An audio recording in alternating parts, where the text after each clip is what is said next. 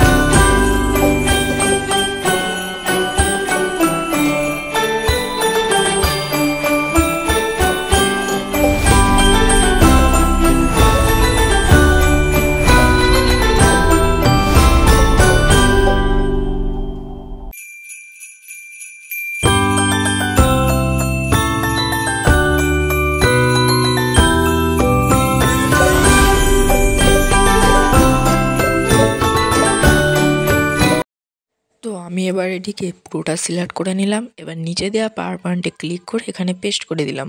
আর পিছনে যে ব্যাকগ্রাউন্ডটা দেখতে পাচ্ছ এটাকে আমি কাট করে নিলাম। তো পাওয়ার পয়েন্টে নিয়ে এসে ভালো করে দেখিয়ে দিলাম যে আঁকাটা কেমন হয়েছে। আর এর পরের আঁকাটা আরও আনএক্সপেক্টেড হবে, তাই সাবস্ক্রাইব অবশ্যই করে যাবেন।